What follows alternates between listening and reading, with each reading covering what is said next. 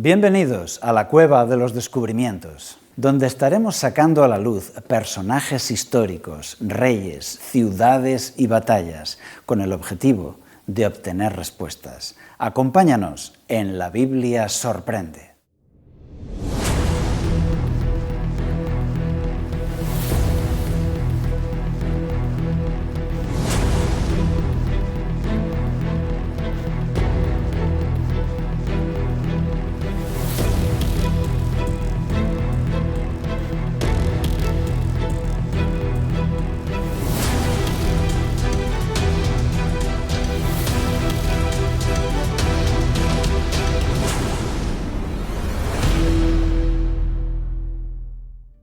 En este programa puedes ver: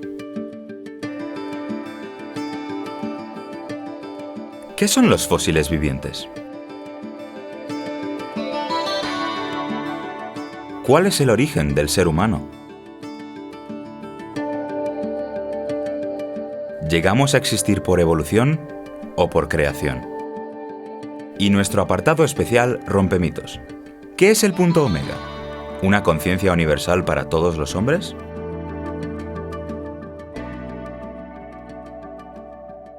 Bienvenidos a nuestro programa La Biblia Sorprende, donde estaremos presentando un mensaje alternativo que puede impactar tu vida.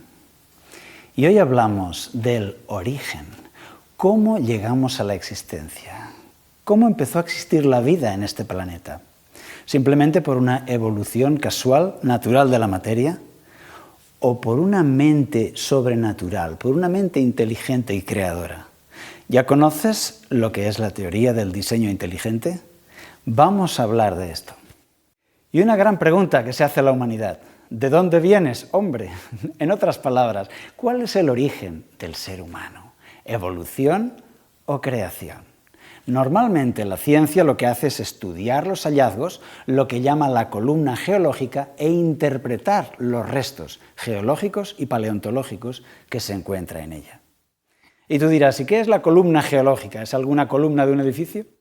Se trata de ver la disposición vertical de los estratos. Es decir, imagínate que tú cortas la tarta de cumpleaños y al cortar la tarta encuentras que arriba hay una capa de chocolate y después hay una capa de bizcocho y una capa de nata y otra capa de bizcocho y una capa de yema, ¿verdad? Todas esas capas en disposición horizontal, cortadas de forma vertical, miradas de arriba a abajo, se llama la columna geológica.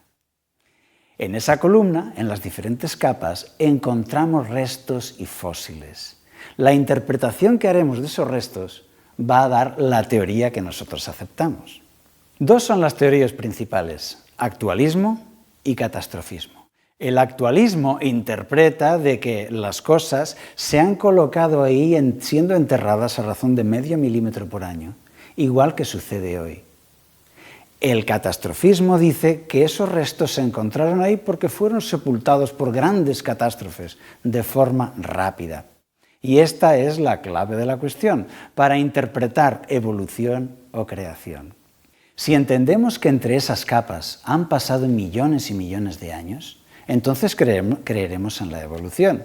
Pero si creemos que se colocaron ahí de forma rápida por una gran catástrofe natural, entonces podremos creer en la creación. Lo curioso es que atravesando diferentes capas encontramos árboles petrificados. ¿Qué significan estos árboles petrificados colocados en vertical, atravesando diferentes capas de la tarta, que se supone que duraban millones de años? Eso significa que esos árboles, que no tienen desgaste ni erosión, han estado ahí mientras que esas capas han estado enterrándolos. Esas capas no se colocaron ahí por millones de años, sino que en el tiempo en que ese árbol se mantuvo vertical. Dicho de otra manera, fue una catástrofe que enterró aquello de forma rápida. Y si a eso le añadimos que en los 5 continentes vemos escamas de pez, en los fósiles y en los restos paleontológicos, escamas de pez, como si una gran catástrofe producida por agua hubiese llenado de escamas de pez todas aquellas capas y todos aquellos restos. Todo esto apunta a un relato bíblico, el relato del diluvio universal. Y eso no es todo. En los 5 continentes encontramos grandes vetas de carbón. ¿Y qué encontramos en las vetas de carbón? Muchas veces caracolas marinas, pequeños animales marinos. En un carbón que tiene vetas de conífera y de bosque de montaña, encontramos caracolas y animales marinos en los 5 continentes. ¿Qué significa esto? Una gran catástrofe producida por agua. Los árboles petrificados en vertical, atravesando capas. Los caracoles y animales marinos en el carbón y las escamas de pez en los restos paleontológicos, todos apuntan al mismo objetivo, un diluvio universal, una catástrofe de envergadura enorme que dejó las capas geológicas como las tenemos hoy. Fue para mí una experiencia interesante. Hubo una inundación en mi pueblo y me tocó quitar el lodo que había quedado con una pala. Había habido agua hasta 1 metro de altura, sin embargo había dejado 30 centímetros de barro y al quitar con la pala ese lodo yo podía ver las diferentes capas. ¿Por qué? Porque hay unos sedimentos pesados que rápidamente se colocan en el fondo. Y luego los segundos, y luego los más ligeros, y luego, muchas horas después, los más ligeros de todos, formando capas de diferente color. Esto fue lo que sucedió a gran escala con el diluvio. Las diferentes capas de la tarta, las capas de la columna geológica, no corresponden a capas de millones de años, sino al resultado de una gran inundación producida por agua. Solo eso explica todos los hallazgos. Eso explica las escamas de pez, explica las caracolas de mar en el carbón, y eso explica que algunos fósiles estén, entre comillas, fuera de su época y estén un poco también desordenados, como sucedería en una gran catástrofe natural. Nuevamente, el relato bíblico nos da una idea alternativa en la que todo encaja y que puede ser la explicación, y es la explicación que te proponemos aquí, porque la Biblia sorprende. En este programa no tenemos el tiempo de hacer un estudio exhaustivo sobre estos temas, ¿verdad? Ni tampoco yo soy el especialista adecuado. Sin embargo, en muchas publicaciones se han planteado todas estas evidencias que exigen un veredicto, exigen una opinión personal. ¿Sabes lo que es esto? Esto es la mitad de un bivalvo, la mitad de una almeja. Y esto es lo que encontramos en las playas. Esto es también una evidencia del diseño inteligente, de que vinimos a la creación por un diseño inteligente, por una mente superior. Y lo es por muchas razones. Vamos a mencionar una de ellas. Nos dirá la evolución que estos animales, cuando los encontramos fósiles, murieron, se fueron al fondo y fueron sepultados a razón de medio milímetro por año, y ahí quedaron enterrados. Sin embargo, cuando estos animales mueren, al tercer día, el tendón que une las dos mitades se pudre y desaparece, y se divide en dos, y es así como la encontramos en la playa, una mitad. ¿De acuerdo? Ahora bien, ¿por qué en todos los fósiles no encontramos una mitad? Encontramos el animal entero, las dos piezas unidas. Algunos de ellos muestran signos de intoxicación, de que no pueden respirar. La única forma de entender todas estas evidencias en su conjunto es la siguiente.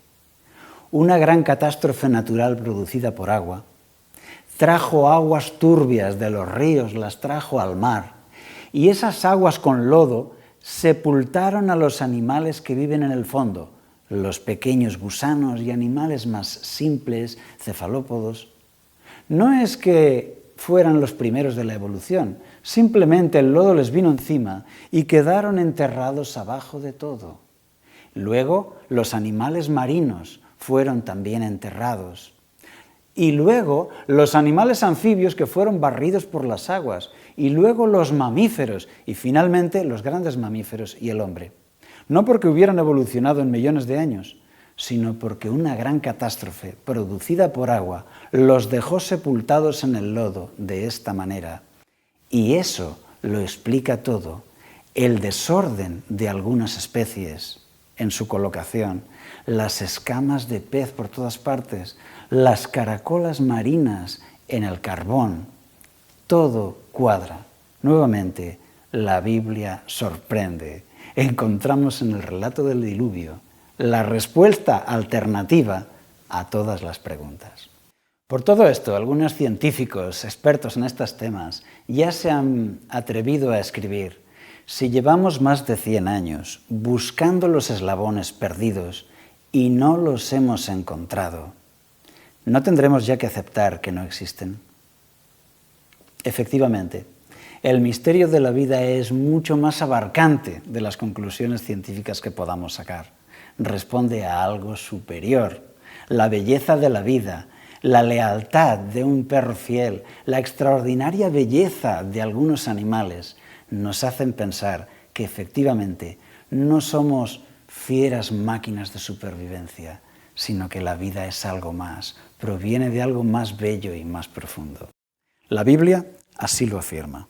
Y dice en Apocalipsis 4:11, Señor, digno eres de recibir la gloria, porque tú creaste todas las cosas y por tu voluntad existen y fueron creadas.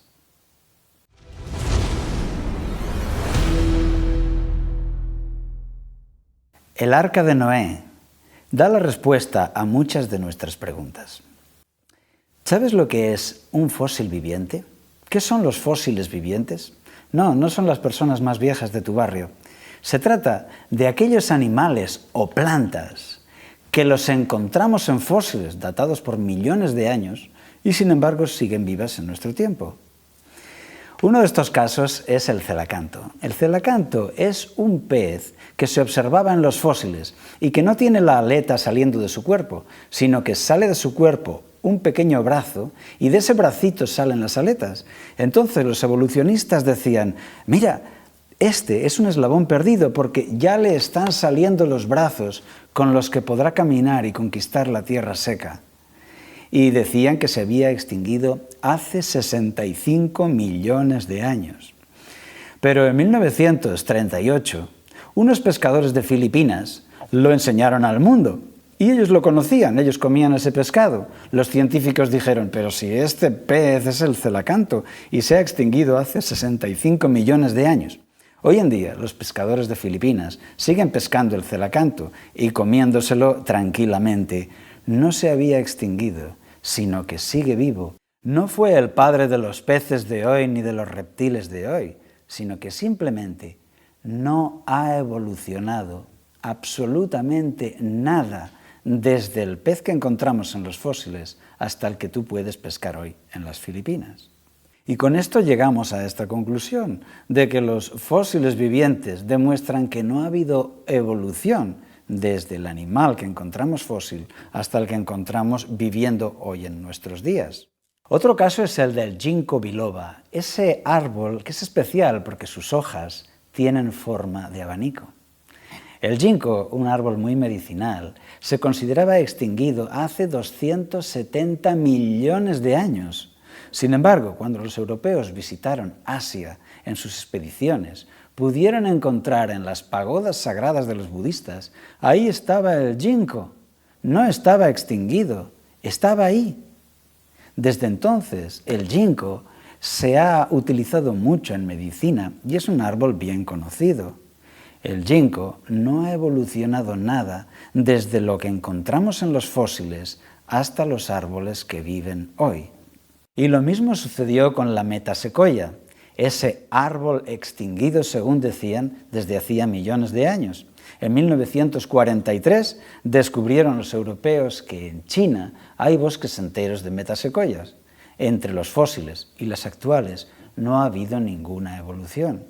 Y así podríamos mencionar muchos otros casos. El helecho, tan común en las tierras húmedas, lo encontramos en los fósiles, estuvo conviviendo con los dinosaurios y exactamente igual lo encontramos hoy. No ha habido rastros de evolución. No son los padres de las especies de hoy, sino que son exactamente iguales que las que viven hoy. Entonces, ¿qué explicación damos a la columna geológica que encierra toda la gama de fósiles? La respuesta es el Arca de Noé, el diluvio una catástrofe universal producida por agua que lo explica todo. Pero el relato del arca de Noé no está puesto para enseñarnos geología ni paleontología. Está puesto para darnos una lección moral y espiritual. Dios proveyó un medio para que todo aquel que creyese su mensaje pudiera salvarse. Había solo una forma de salvación. Así hoy también hay una sola forma de salvación y se llama Jesús. Que tú y yo seamos perdonados por Jesús y recibamos la vida eterna. Igual que aquellas personas del relato consiguieron vivir en el arca, así también tú y yo tenemos la vida asegurada si estamos con Jesús. Jesús es ese buen pastor. Él dice, yo soy el buen pastor. Conozco a mis ovejas y mis ovejas me conocen y nadie las arrebatará de mi mano.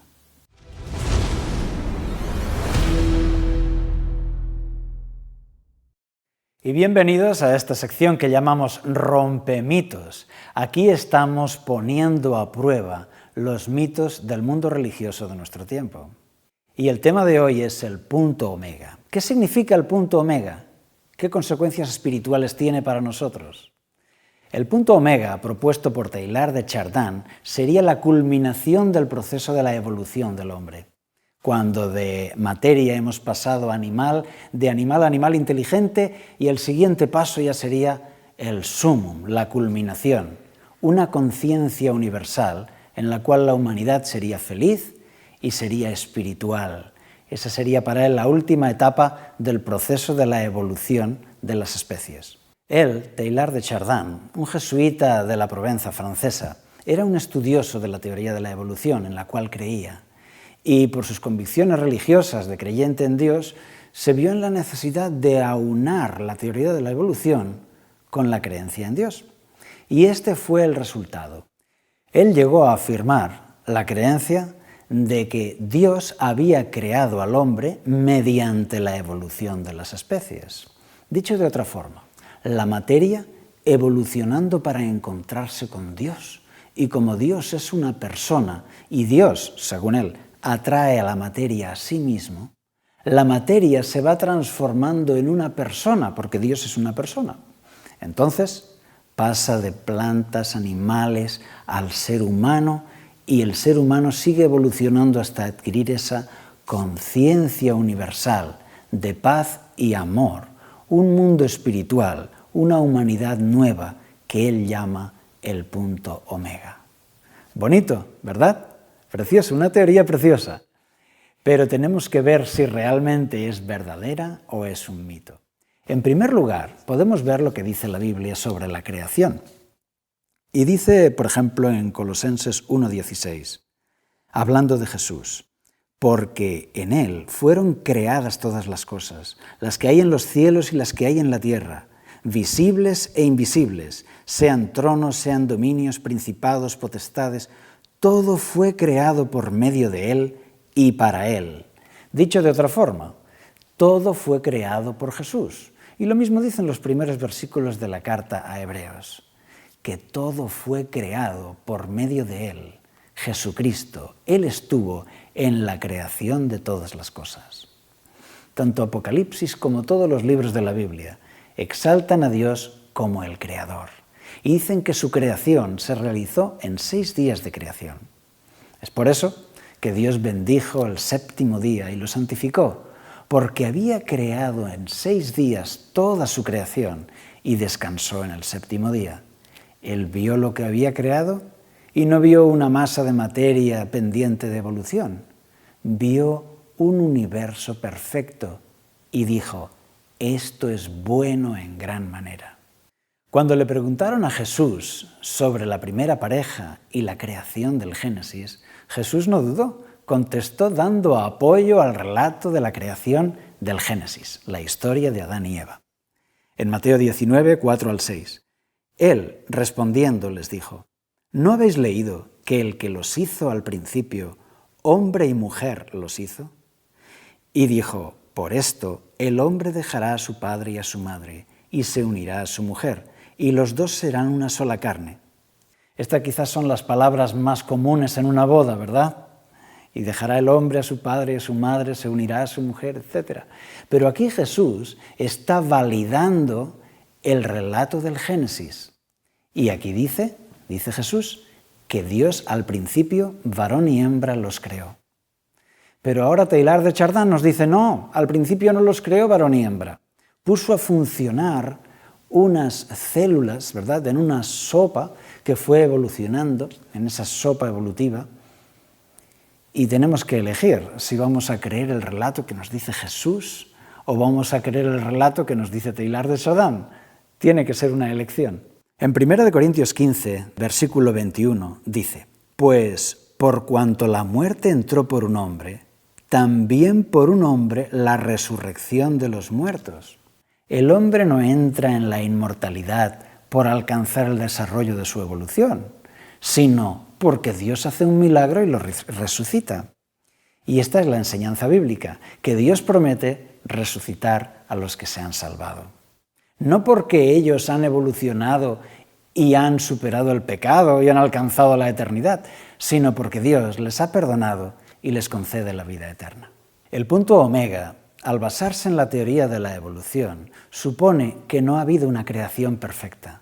Supone que el hombre no ha sufrido una caída en el pecado y que necesita una redención. No. Supone que el hombre, sin que exista el pecado, simplemente va evolucionando desde su estado animal hasta que llegará un día en el que habrá superado esa naturaleza animal que tenemos nosotros. Hay que empezar a arrancar páginas de la Biblia porque ninguna le sirve a Teilhard de Chardin. Y lo que es peor, la cruz deja de existir. Porque si no hay una caída del hombre en pecado, entonces dime, ¿para qué es necesaria una cruz? ¿Para qué Jesús tendría que venir a este mundo? Quizás se equivocó y vino sin hacer falta. Quizás murió en la cruz y no necesitábamos redención, solo alcanzar el punto omega. Nosotros, en este programa, respetamos todas las creencias, pero la Biblia nada tiene que ver con el punto omega. Tú, amigo, tendrás que elegir. Si quieres creer en lo que enseña Jesús y está escrito en la Biblia, o quieres creer lo que escribió Teilhard de Chardin. Por eso, querido amigo, desde aquí te invitamos a que dejes pasar esto del punto omega y que aceptes al alfa y al omega, a Jesús, nuestro Salvador, el más grande de los maestros, que nos alumbra con sus palabras escritas en la Biblia. Y así es, Teilhard de Chardin propone que deseches la Biblia y aceptes lo que él dice. Y nosotros desde aquí te proponemos que rechaces lo que Teilhard de Chardin escribió y aceptes lo que dice la Biblia, porque con la Biblia en la mano y con el sentido común declaramos el mito del punto omega roto. Y desde aquí te citamos para que te encuentres con nosotros en el próximo programa de La Biblia Sorprende. Hasta entonces.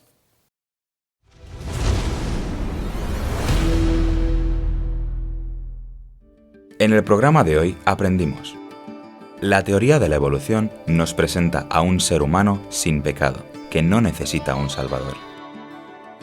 La geología y la paleontología nos dan evidencias que contradicen la teoría de la evolución. Nos muestran evidencias de un diseño inteligente, de un ser superior. Jesucristo enseñó la creación del Génesis. No se puede ser cristiano y evolucionista.